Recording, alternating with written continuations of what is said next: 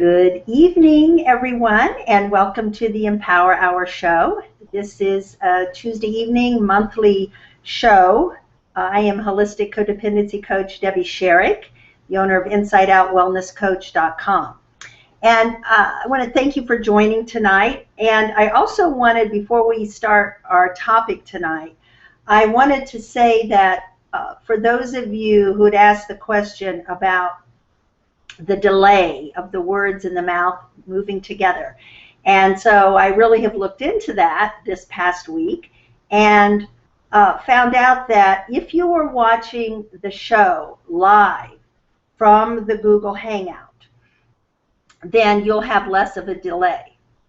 If you are watching from an embeddedness of a link that I've sent you on Facebook or possibly my Empower Hour show website, and you're watching from there, you will have more of a delay because of the streaming of getting the video to those sites.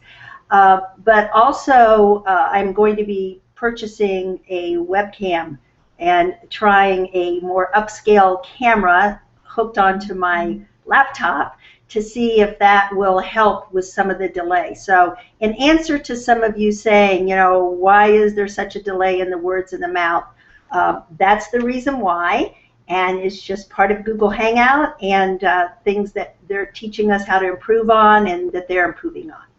So tonight we are going to be discussing exposing shame and the not good enough, feeling not good enough.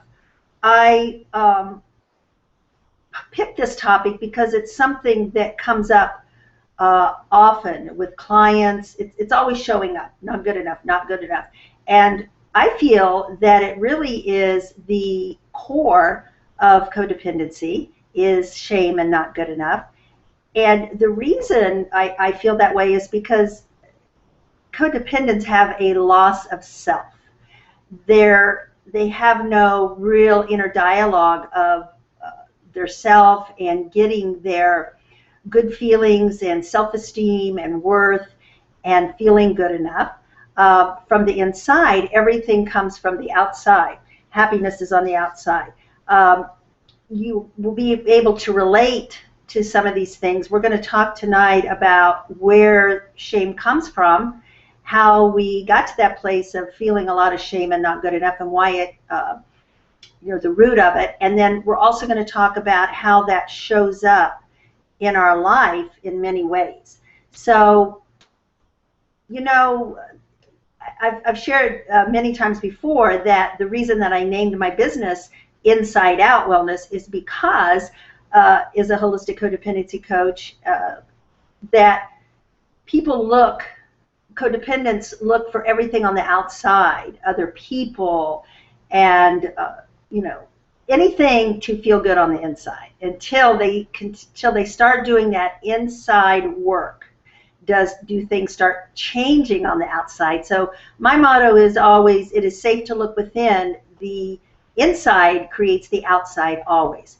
So let's talk about some of those outside things that codependents look for to feel good on the inside when they're coming from shame and feeling not good enough.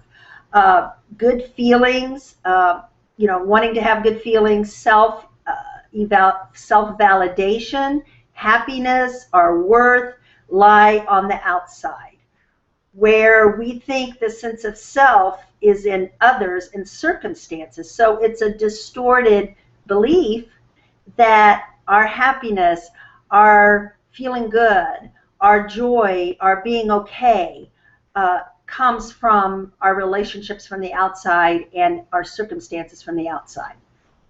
So it's why codependents have such a hard time saying no, because and being people pleasers, and have such a hard time setting boundaries and rescue and enable and all those things that you do when you're in that codependent behavior. Those all come from shame and not feeling good enough about ourselves, because we don't want to let people down, we don't want to be hurt, we don't want to say no and be rejected. We don't want to feel like we're not taking care of someone, we relate caretaking and enabling to loving. So we don't have any boundary there. We're afraid to set boundaries because that person we set boundaries with may withdraw love or not like us. We hate confrontation. So all of those things come from an innate feeling of not really feeling worthy or good enough, and shame. So it's also why we stay in dysfunctional relationships and people please for approval, to avoid rejection and not feeling that we deserve the love that we want and God's best. So what happens is that we settle.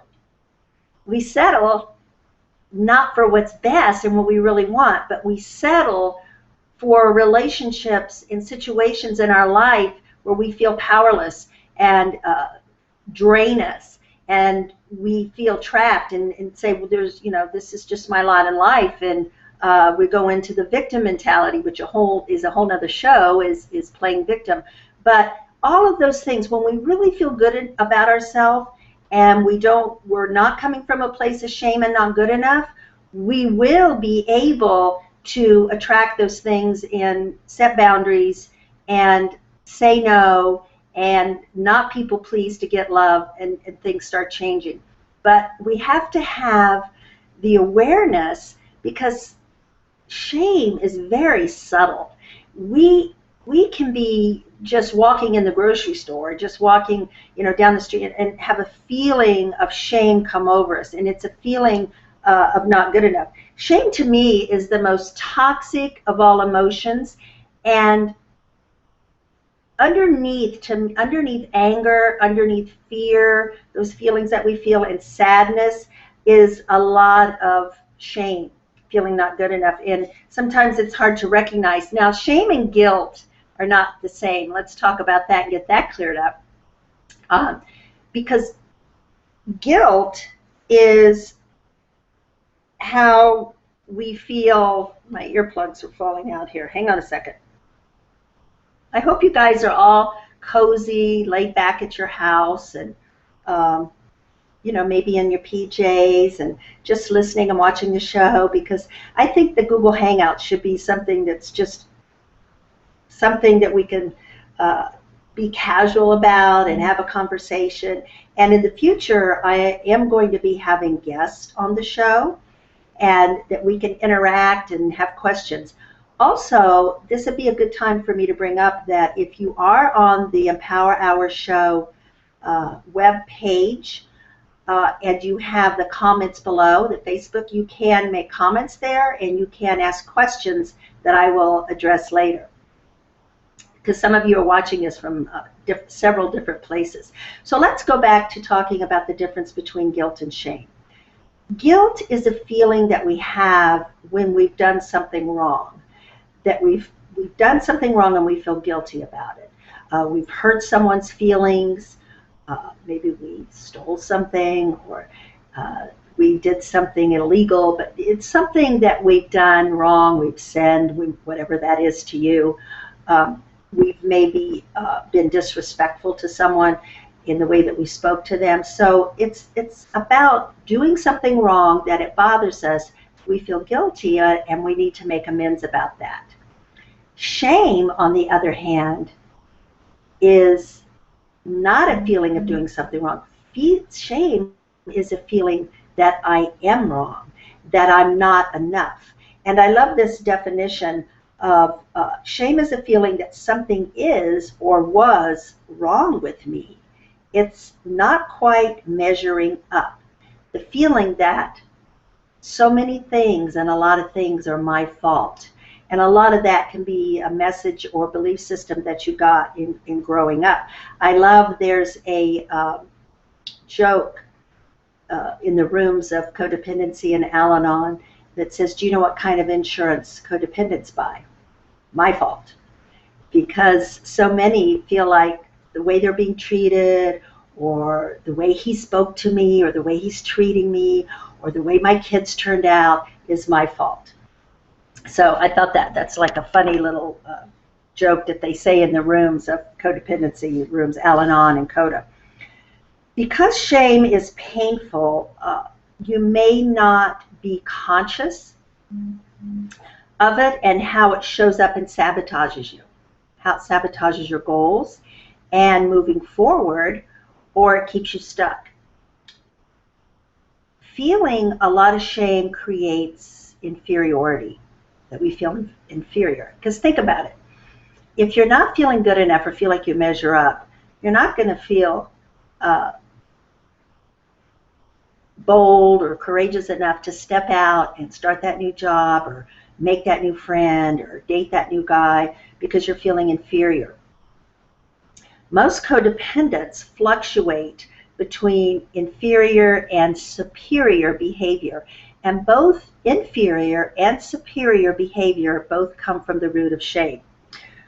We may compare ourselves to others or make excuses for why we are the way we are and why we can't afford to do things for ourselves, not putting our needs first. And I see that a lot.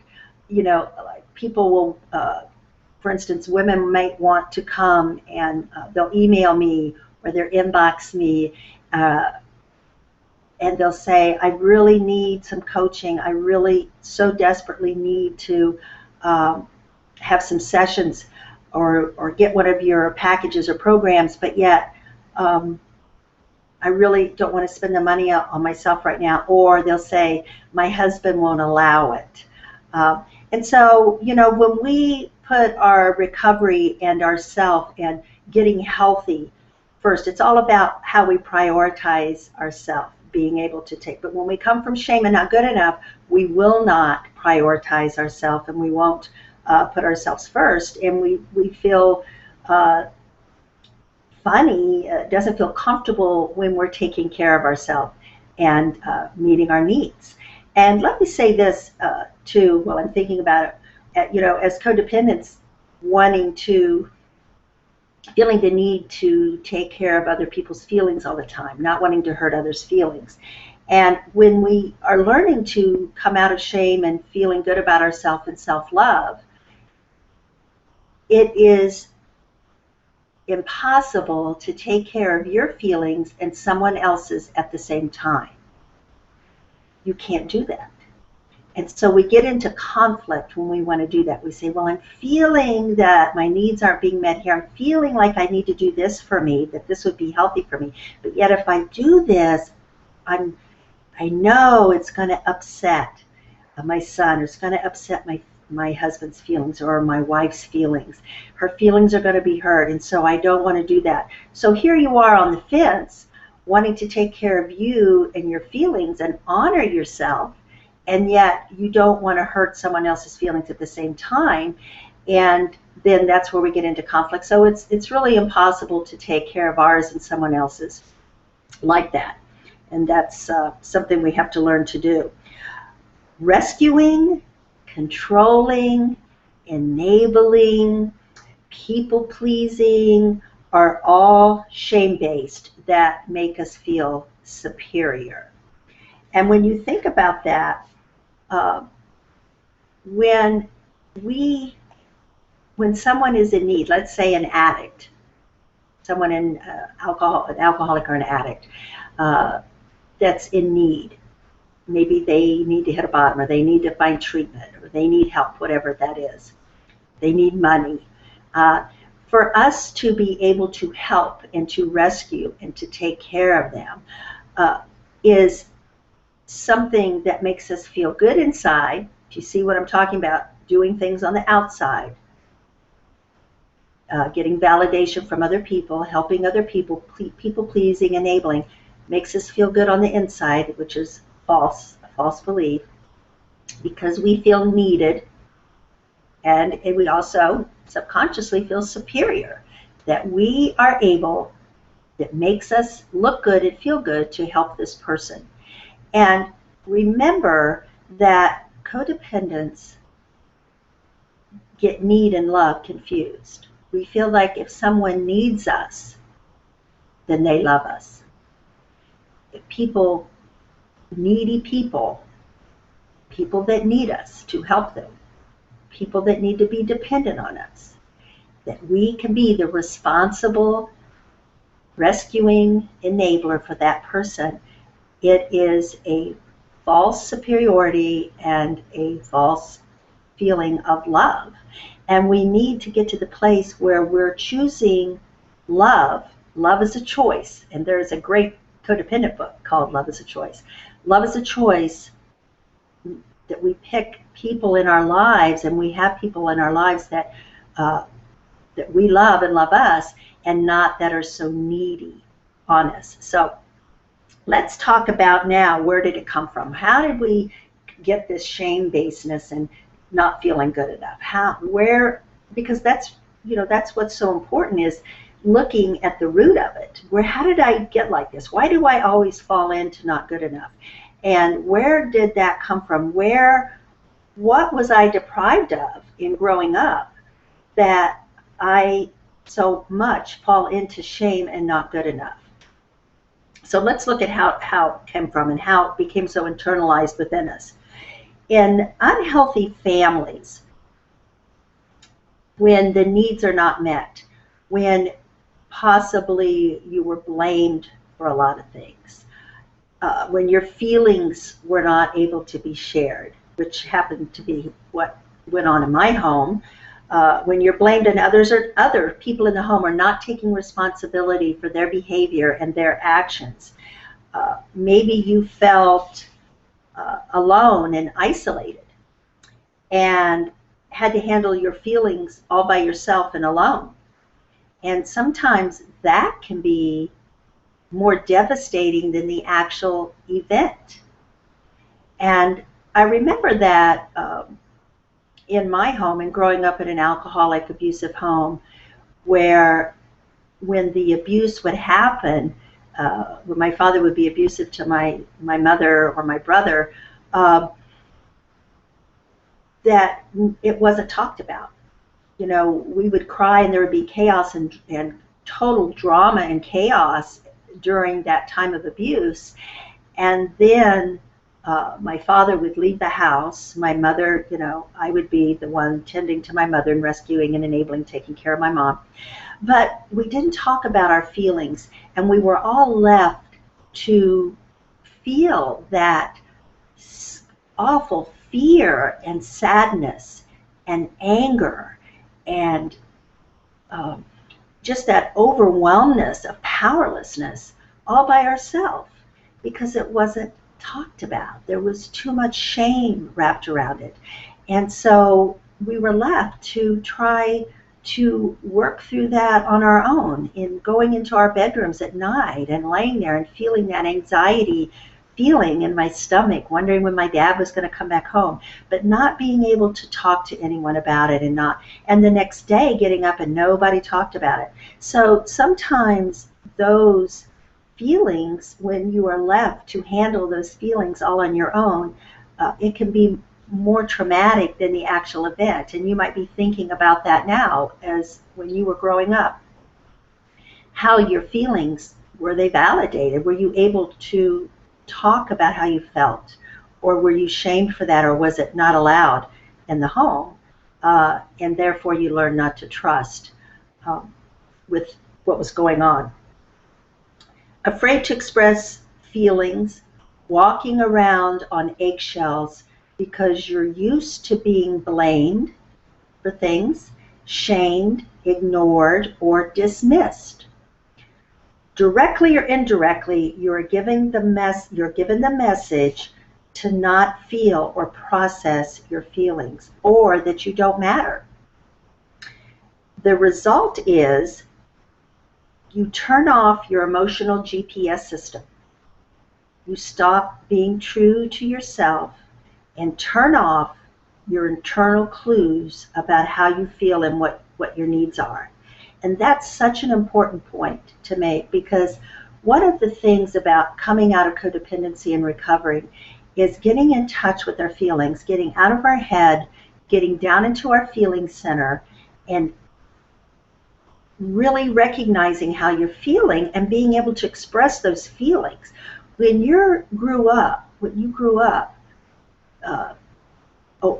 stuffing those and being oppressed with that, and not being able to talk about it, or being told that it's not okay to cry, or it's not okay to be afraid, and you didn't have a safe environment to feel those feelings in. After a while, your internal GPS system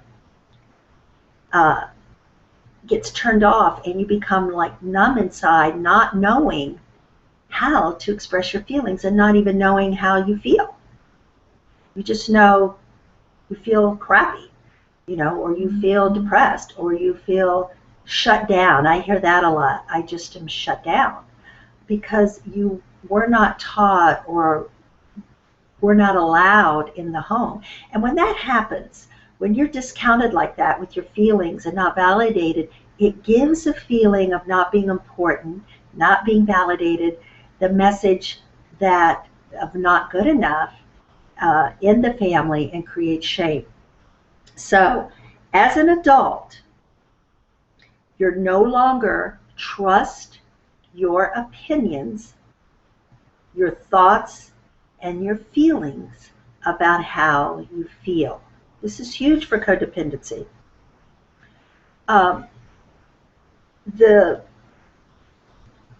You don't trust yourself. You question. You don't know how to follow your intuition. You don't know how to follow that gut feeling. Think about that. That's really a big thing with codependency, is you get that check inside. How many times have you had that check inside, or your gut and your intuition's telling you something, and you shove it back down and you ignore it because you weren't taught, you don't know how to trust those feelings because you weren't taught to trust them in growing up. So you don't trust your own opinion, you don't trust your gut feelings, and you don't trust your intuition. For instance, if you were never allowed to get angry in your home or to show sadness in your home growing up, it becomes an alienated part of you. So as you get older, you experience toxic shame if you feel those feelings. Now let me explain that for a minute. If growing up you were punished for getting angry, or sent to your room and you weren't allowed to be able to show anger in a healthy way, you weren't given permission, you were taught that was wrong to show anger, or sadness. Maybe when you cried, you were told to stop it, wipe your face, wipe your tears, don't cry, suck it up, don't be crying about that. That you were given that message that it wasn't okay to be sad, it wasn't okay to show your feelings or show sadness. After a while, you alienate that part, those feelings away from you. So as an adult, when anger comes up in you, or sadness comes up in you, whatever you were taught was not okay, because you were not given permission for those emotions and the message that it was wrong to feel that. When you feel that as an adult, subconsciously, you will feel shame about feeling those feelings. You will not give yourself permission to get angry or feel anger. You'll feel it's wrong. You will not give yourself permission to be sad. And you will stuff that down into our feeling center, down into that second chakra that we're going to talk about in a little bit, that sacral center. You stuff those feelings down in there. And that's something that I really work with clients, with processing and giving them permission. That I take that role as a authority or parent figure in their life as I'm working with them, to give them permission. It is okay for you to feel anger. It's okay for you to feel sad. It's okay for you to be afraid. And them learning to give themselves permission to feel those feelings and to be able to process through those feelings and know how to rescue themselves, work through them, not stay in that position, but to give permission, feel them, rescue themselves, and how they're going to take care of themselves to do that. or to express those emotions to someone who will validate them, that they can feel safe with. Maybe also when we talk about where shame and not good enough come from, another area can be, because I really wanted to bring up some things to kind of trigger your thoughts about how you grew up and where you got these messages from. And one way can be that you get double messages, that you got a lot of double messages in your family, which is very common in dysfunctional homes, is double messages. Nothing is consistent. So when there's double messages called shame, and they also create feelings of insecurity because there's no consistency and you don't know which thing to believe. My father was so good about expressing his love for us. He would tell us every day, 2 or 3, 4 times a day, I love you so much. I love you bigger than the moon. I love you bigger than the world. And do you know how much I love you? He would ask that, and he would ask that to my mother, and he would ask that to us kids. And yet, when he would drink, he would become so volatile and violent and become so abusive. So his words, there was such inconsistency of his words and his behavior. So, the insecurity message that I got was, people, what they say and what they do don't match. So I had to learn the hard way in relationships in my adulthood to make sure to believe what people show you, not just what they say.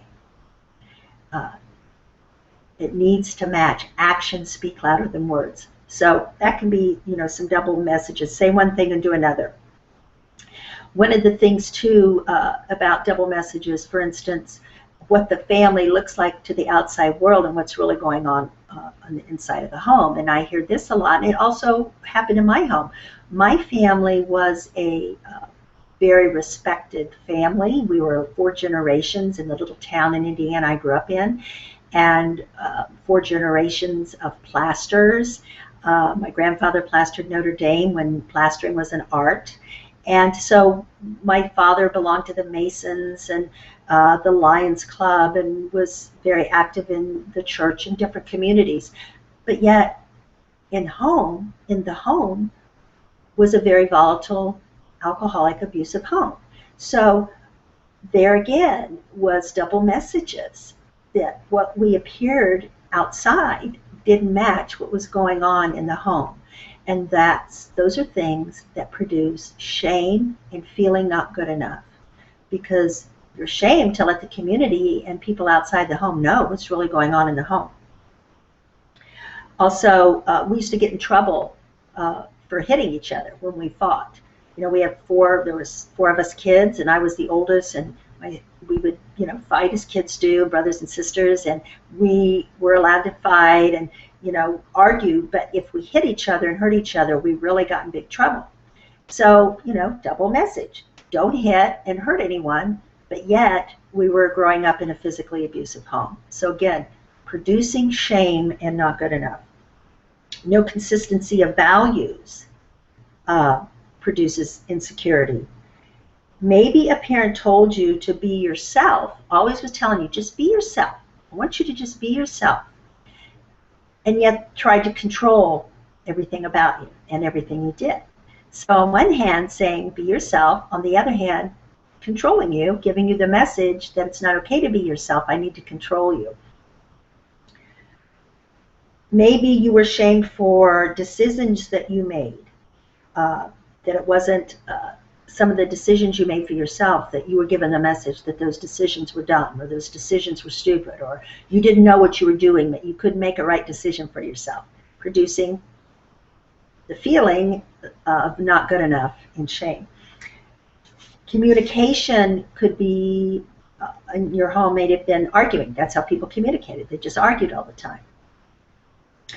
When parents withhold love or blame or shame their children, the shame and fear of abandonment become internalized inside them. And we take our parents' shame also as learned behavior, and we pick up on that energy, that we pick up we can own their shame.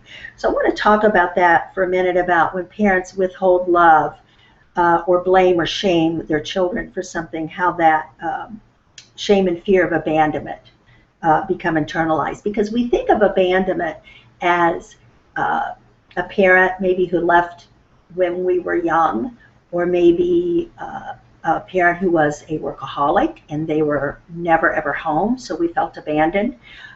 Maybe your parents were divorced in you growing up, and so you felt abandoned because your dad was never around or your mother was never around. But abandonment can come in many ways. Withholding and nurturing love that children need so much. Just giving children their very basic needs of a home, a roof over their head, and food, but not paying attention to them and not attending to them, not nurturing them, not valuing who they are, not spending one-on-one quality time with them can be a form of abandonment. I've been working with someone right now whose parents were both workaholics. Their whole life was centered around making money and going up in the corporate ladder and socializing with their friends and country clubs. And so the kids, who are really involved in sports and school activities, the parents never attended any of that. They were just really given the necessities to live, and they were brought up in a very well-to-do home. But this particular daughter won a lot of awards in track and sports and was homecoming queen, and the parents were never at any of those events. So she has a lot of abandonment issues because she was abandoned in recognition, in value, in showing importance and having some of those needs met. So we want to look at ways that we felt abandoned in our life. That doesn't have to be that someone just left us. Let's look at some of the shaming messages, and I'm going to go through these quickly, and I'm going to have a drink of water here. Some of the shaming messages that we got maybe in our home. I'm going to go through these. Maybe you were told that you're a big baby. Don't be such a baby. You're a big baby. Suck it up. Maybe you were told that you were dumb or that you were selfish. I can remember when I was putting this together, I was thinking about that. My father really put a lot of emphasis on education. And he used to tell us that it's better to know a little bit about a lot of subjects so you can talk to everyone. It's good to know a little bit about sports, about politics, about religion, and all those topics so you can talk to anybody about a topic rather than knowing a whole lot about one topic. So at the dinner tables, a lot of times he would quiz us and do like trivia things and ask us questions to see what we knew about sports or whatever. And so if we wouldn't give the right answer, or we would make up something that we didn't know, he would call us a dumbass. He would say, "I can't believe you said that. You're such a dumbass." And I was thinking about that as a shaming message of a parent saying that to a child, instead of saying, "Oh, that wasn't the right answer," or "You know the answer. Come on, just think about it a little bit more." Or supporting that child to tell that child that they're a dumbass for not knowing the answer. So, just think about some of the messages that you could have gotten that produce shame and feelings of not good enough, feelings that maybe you felt dumb or stupid, or that you felt like you were a big baby. Maybe you got the message that you were told a lot, "Shame on you." And I tell my adult children now who have children of their own, I encourage them. I say, don't ever say "shame on you" to your kids when they do something that's not right. And don't ever say "you're a bad boy" or "you're a bad girl," because that makes the person bad. Address the behavior that they're doing, that you don't like the behavior, and the behavior is not right.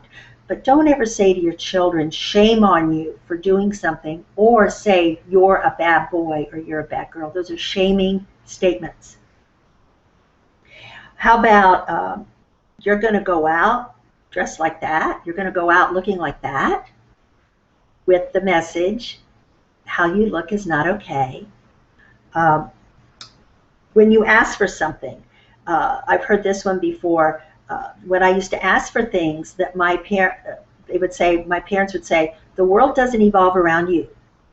You don't deserve to have that. So those are feelings of, to produce not good enough. Be a man, act like a man, or act like a lady when you're a little child. You're too sensitive. Stop crying. Shaming statements. You shouldn't feel that way. I remember my dad saying when we would cry or we would act afraid, he would say, knock it off, you're a Clark, and Clarks are tough. They're not weak, they're tough.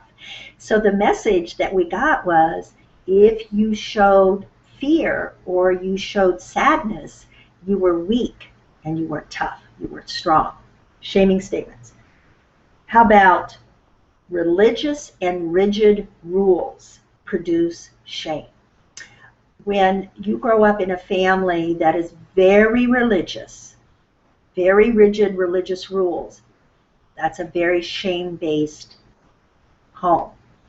Because, and some of the most dysfunctional homes are really, really strict, strong, rigid religious homes.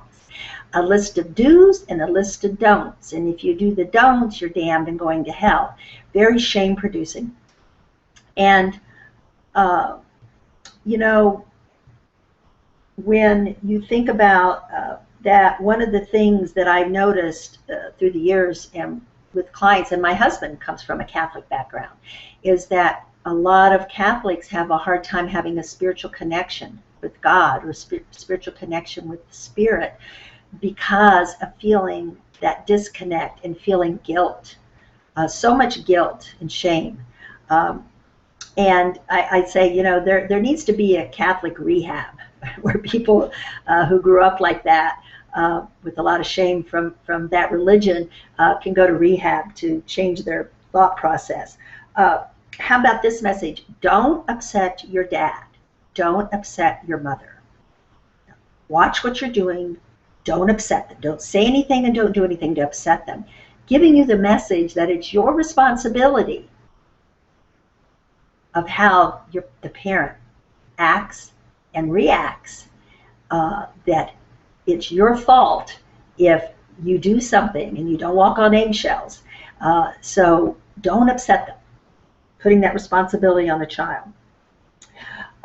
Enabling helicopter parents who give the message that you're incompetent, that without me you can't do anything. And I see this a lot with parents who have addictive children, that they in the beginning will helicopter their children, really enable, get them the best of the best treatment centers over and over again, attorneys, and go through their savings and let the children, adult children, live at home with no boundaries, and the kids are running the house, and yet they're helicoptering over the children, giving them the message that this isn't how the real world works. The real world has consequences. So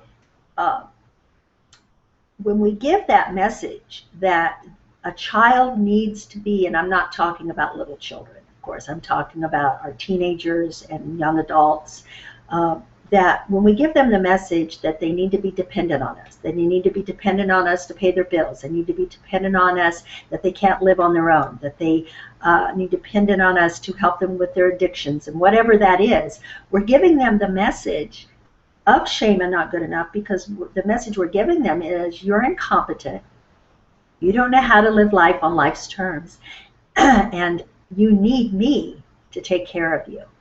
So that's a way that we can carry on that feeling of low self-esteem and low self-worth and not good enough with our adult children. So now let's talk a little bit about how does shame and not good enough show up in our life today.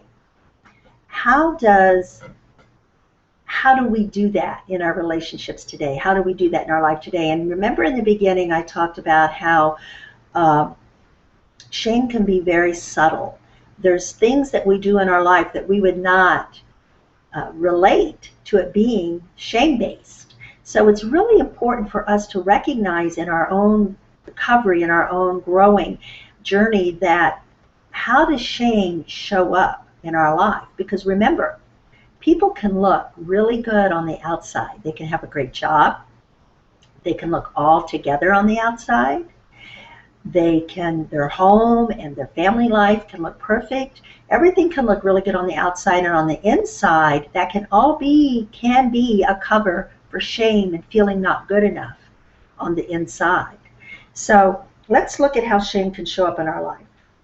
One is any type of engaging in any type of addiction or obsessive compulsive behavior is shame-based. All addicts and alcoholics are shame-based. I did a talk radio show today out of Portland, Oregon, a recovery radio show. And one of the things we talked about was shame. And even though the show was about codependency, the man who was interviewing me said that, and he was a recovering addict, he said, that's one thing we have in common is shame, because addicts and alcoholics are very shame-based also, and the addiction is something they use to cover that shame.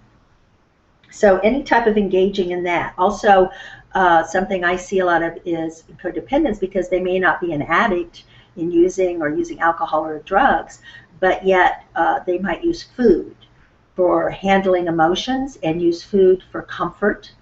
When they're feeling depressed or feeling overwhelmed, that they will become emotional eaters. So that's a way of covering shame. We feel shame when we have a problem or someone we love has a problem. So we can feel, life is about problems, life's about ups and downs, our loved ones will have problems, we're going to go through struggles and problems in our life, and we don't need to be ashamed of that or feel like we're bad because we have a problem. So that's one way that it can show up in our life, is when we're going through something, don't feel ashamed about that. And as codependents, if our children or our loved ones are going through a problem, or maybe a loved one has relapsed, and so we can take on feeling shame and not good enough because they have this problem and not knowing how to detach from that.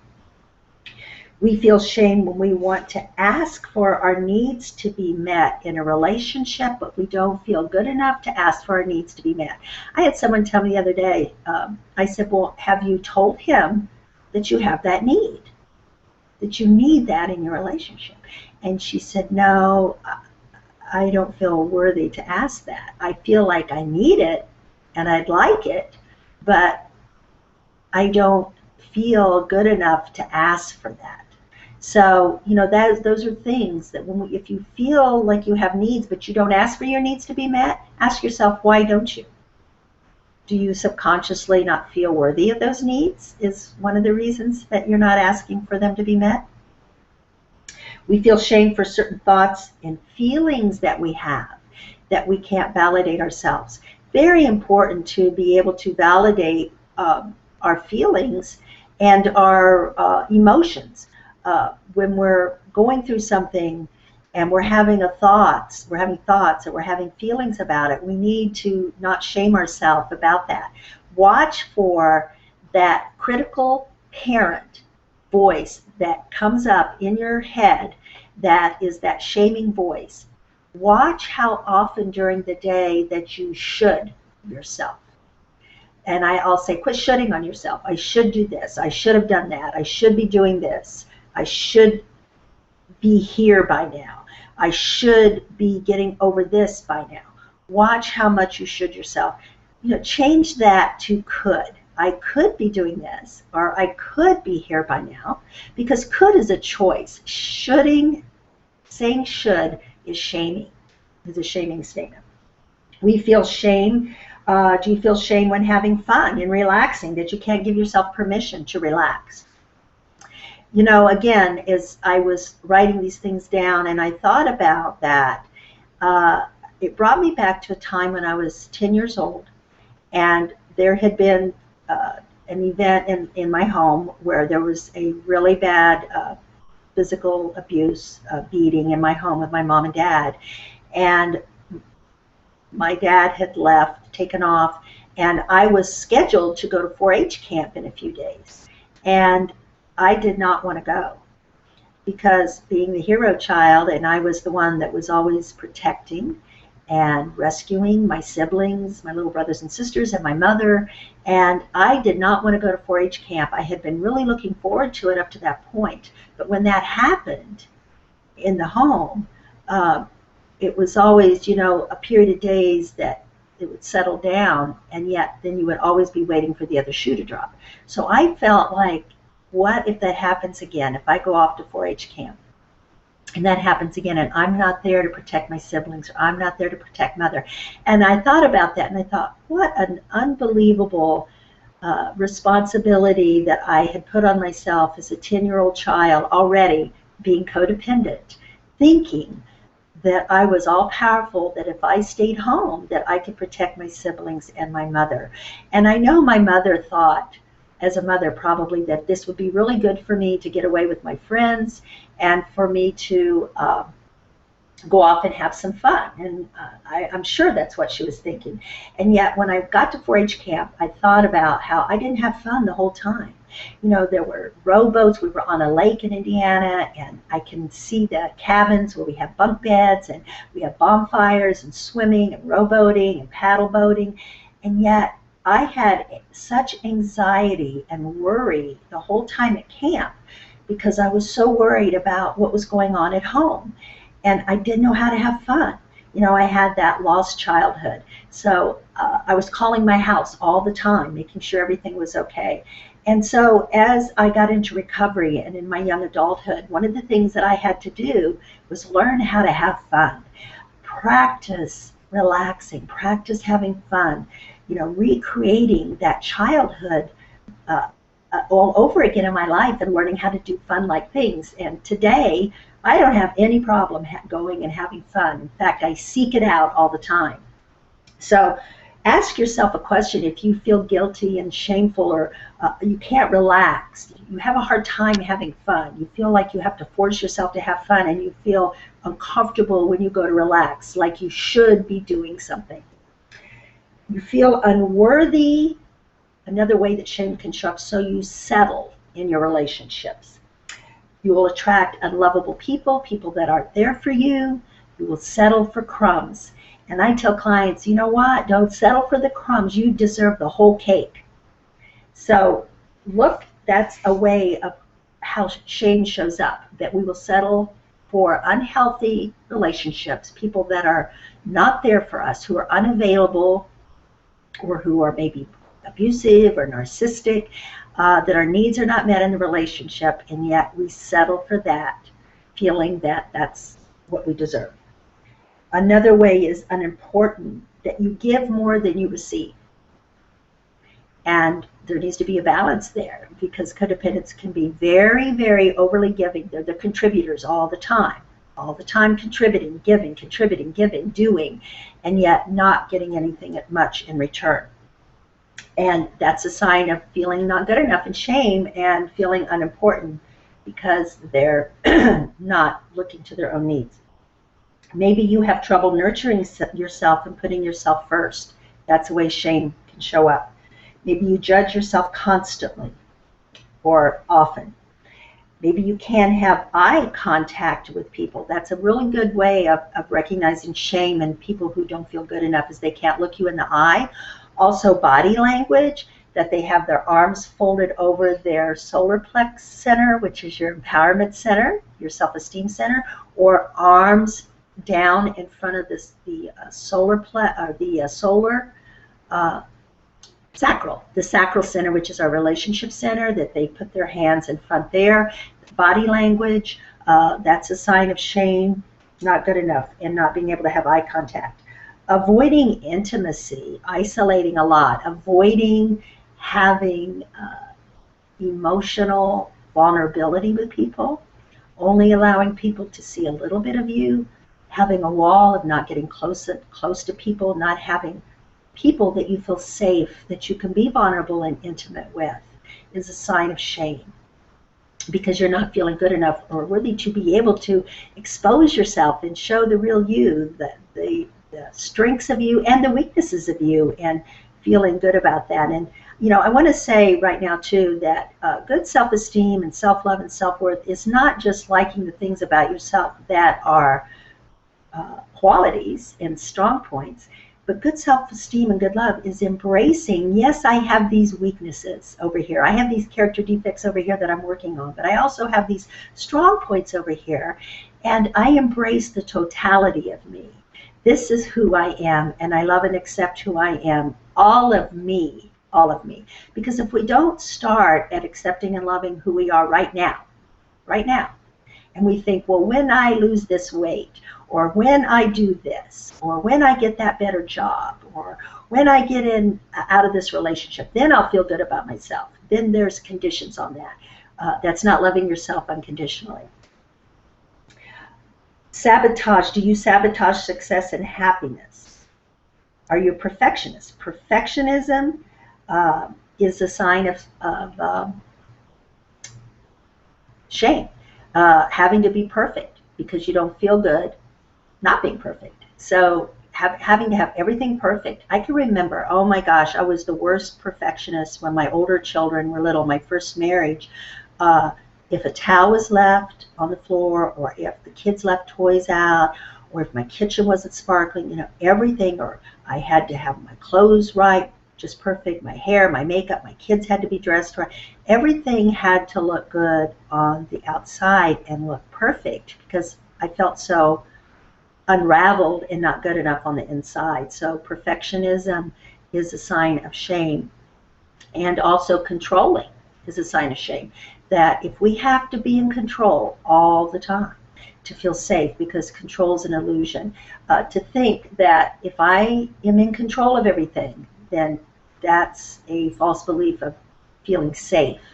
If I'm in control, I feel safer, when it's really an illusion. So control is a sign of I can't relax and just let life flow the way it's supposed to flow, and trust God and the universe to take care of me and know that I'm safe.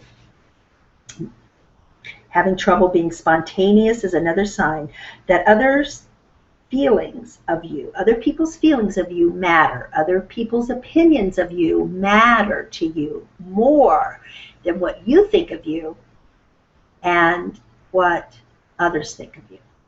That you cannot validate yourself and say, you know what? I don't care what they're saying about me. I don't care what they think of me. I don't care what they feel about me. I know that I'm okay, and I can validate that. So if your worth and how you think about yourself is based on the opinion of others and what others think about you, feel about you, that comes from shame and not feeling good enough. If your feelings get hurt too easily and you take things personal. Because really, honestly, if we take things personal, whatever that person is saying to us or doing to us, and we take it to heart personal, that we feel like it's about us, is that there is a part of what they're doing and saying that we feel is true. Or it would hurt our feelings and we wouldn't feel so defensive about it. So if you are oversensitive, if your feelings get hurt easily, that's a sign of shame and not good enough. So let's talk in our last few minutes about how, okay, so Debbie, we've talked about this. How do we come up out of this? How do we get over this shame? And, we might say, you know what, I feel good enough about my, I feel like I'm in an okay place and I feel pretty good about myself. Shame and not good enough is such a subconscious, deep, it's so deep in ourselves that it shows up in ways that we don't even recognize it as shame. So let's talk for just a couple of minutes of how we could come out of that. First of all, if you have someone in your life who's constantly shaming you and blaming you and verbally abusive to you or physically, whatever, and putting you down, you need to have and develop some really strong boundaries and detach from that energy, however that is or whatever that looks like for you. and not being a victim to that, to reaffirm to you that you are not worthy, and affirm that shame. You need to have friends who will inspire, believe in you, and encourage you, whether that be, and also get into maybe some therapy, have some good coaching, a support system, and have people, relationships, seeing yourself through the eyes of God and how God sees you, having safe support groups and where you can be you and that people will help you to give you permission to be you and to share your feelings. Having acceptance. The key to serenity is acceptance. And acceptance doesn't mean that we allow unacceptable situations in our life that are, we know our line of what's deal breakers and what our boundaries are, but accepting our past, that, we had this past, it was painful, but I learned my lessons from it, and I can accept that we can accept our flaws, that we can learn the lessons and grow and get out of our story and constantly telling our story over and over, that we can stop the illusion and have the awareness that having control and getting someone else to change, having someone's behavior change can make you feel better. If you think that having someone change and being able to control them is how you're going to feel better about yourself and you're going to be happier and your worthiness is based on that, you need to get out of that illusion, because it's a false belief, and it's, again, looking on the outside to feel good on the inside. And see how you use people and things on the outside to feel good. Have an awareness of that. Look this week and say, do I use my job? Do I use money? Do I need clothes? What do I use on the outside that I use to make me feel worthy and love myself? That if certain things are going right on the outside or look good, that I feel better about myself, and watch for that. Stop your fault thinking, watch your internal dialogue, your critical parent. Notice how often you put yourself down in speaking.